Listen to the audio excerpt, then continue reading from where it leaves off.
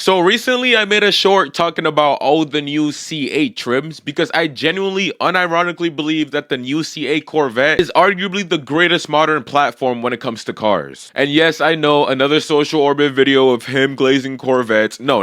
This one is different, I promise you, because I'm going to spit facts here. I'm not just glazing because I own a Corvette. I own a C7, not a C8, so that argument is invalid. So back to the video I was talking about in the short. So I talked about the C8 Stingray, I talked about the C8 E-Ray, I talked about the Z06 and the ZR1, and then as soon as I posted that video, right, I actually sat down and thought back that, damn, GM really cooked with the C8 Corvette, and especially the Z06 and the ZR1. So when I tell you that this video is not going to be my regular Corvette glaze, I'm not joking. This video is actually going to be me presenting facts. Even if you're BMW fan, I don't know, whatever car brand hates Corvettes the most. Even if you're a European car fan, you're gonna understand that the C8 is no joke by the time I'm done with this video. But let's just talk about how crazy of a platform the C8 is before we even start talking about the higher trims. I'm talking about the Stingray itself. The C8 Stingray is already a crazy car. And now their price is going for like low $50,000 to high $50,000 price range.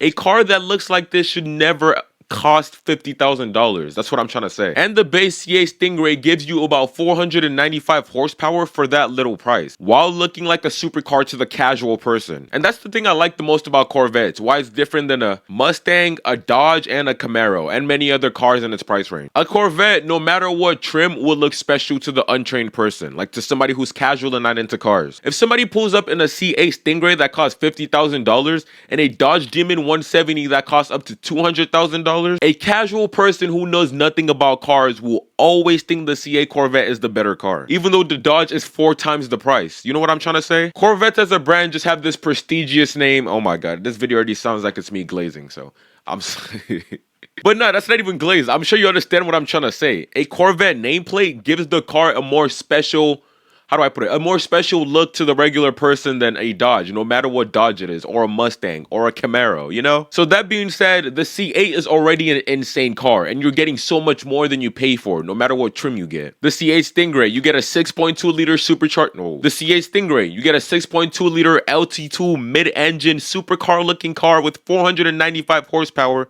for like $50,000. That's insane and extremely accessible to anybody. So that car on its own is crazy. I'm sorry, that car is gorgeous. And then you take it up the notch, you're feeling crazy and you want to get E-Ray. The thing I love most about the C8 platform, you notice as I go on, but each and every single trim has something special and like record-breaking and exclusive about it. For instance, the C8 Stingray is the first ever mid-engine Corvette. Then we go to the C8 E-Ray and you notice it's the first and only ever hybrid Corvette and all-wheel drive Corvette. This car is already innovative in the Corvette lineup because of those two things I mentioned, and plus the car is insane. I think it's about 655 horsepower. I don't know, I'm still trying to remember stats from the last video I made. But we're talking about a Corvette that's all-wheel drive and insane 0 to 60 time.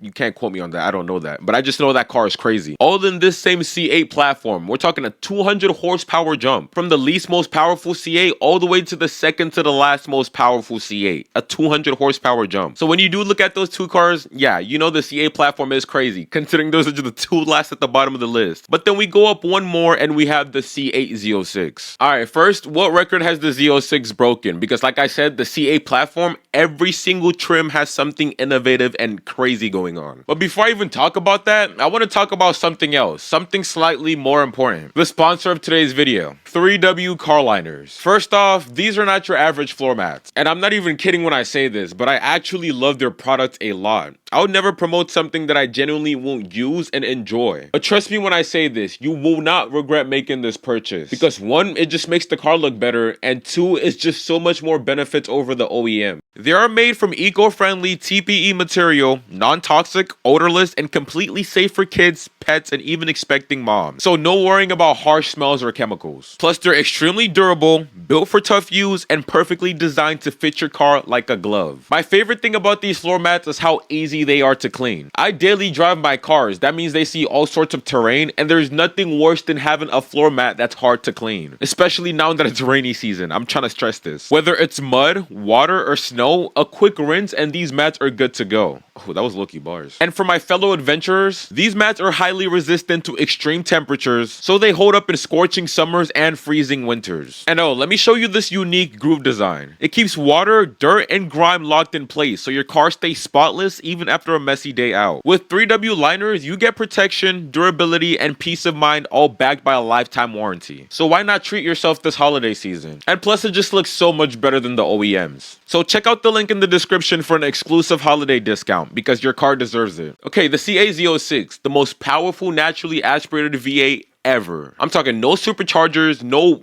turbochargers, and no hybrid assist. This V8 just comes as it is and produces 670 horsepower. Literally no other brand has come close to that. We're talking Ferraris, I don't know, Lamborghinis, and they don't make V8s, but you know what I'm trying to say. And they did that by switching to the flat plane layout. So yeah, we got a 6.2 liter, I think it's a LT6 flat plane crank that produces 670 horsepower for the Z06. And the sound on the Z06 is second to none. I'll try to play a video for you guys, but I'm telling you, I heard this car in person and my panties dropped. I heard this car in person and it was insane.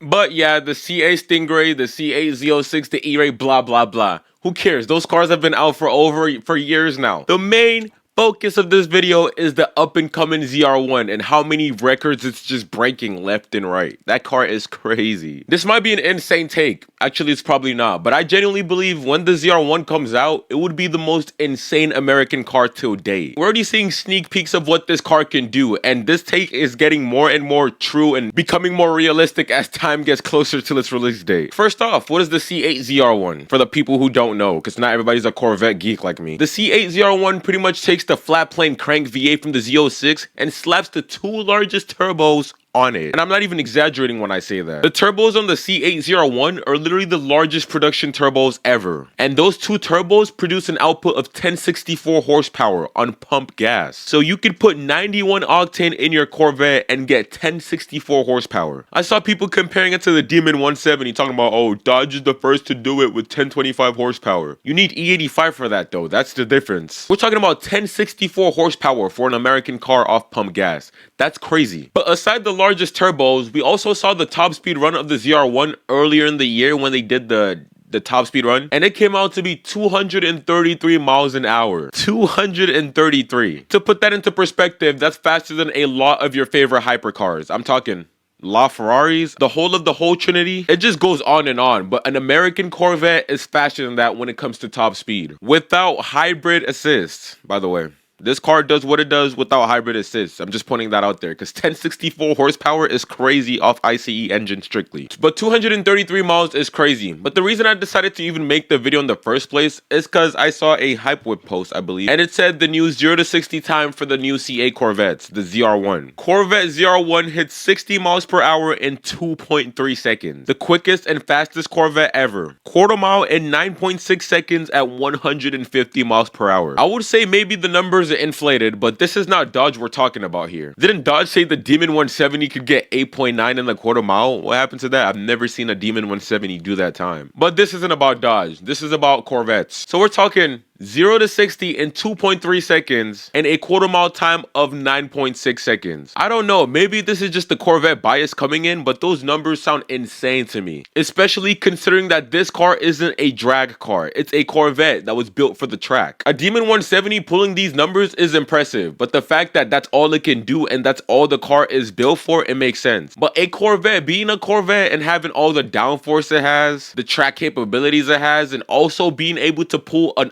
sub 10-second quarter mile time is mind-boggling to me. So yeah, the ZR1, insane top speed, a drag car apparently because it's doing sub 10-second times on pump gas, and it has 1,000 horsepower. I don't know what more you can ask for this car. And then I just realized you still have the people calling the C8 ZR1 a sports car, saying that it's a Corvette, it's not a supercar. What? Okay, that just reminded me then. That is my question for you guys today. At what point do you think Corvettes became supercars? And if you think they're not, tell me what it takes for it to become a supercar then. Because apparently the C8 Z06 and C8 ZR1 aren't considered supercars, and that's crazy to me. Me personally, I think the C7 ZR1 wasn't exactly a supercar, but it started becoming that, it started getting there. I have a C7 Z06, and I'm not gonna lie, I would not call that car a supercar, but the performance aspect alone is definitely matching some supercars. But a C7 ZR1, I still wouldn't call it a supercar because it just doesn't look like one. But if you're calling a C8 Z06 and a C8 ZR1 not supercar still in the big 2025, you're crazy. I'm sorry. But let me know what you think in the comments. At what point did Corvettes become supercars? And if you don't think they're supercars, let me know your definition of a supercar. Stop hating on the C8 Corvette for no reason. But that's pretty much all I wanted to share. You guys have a great day. Have a good night, wherever it is for you, and take care.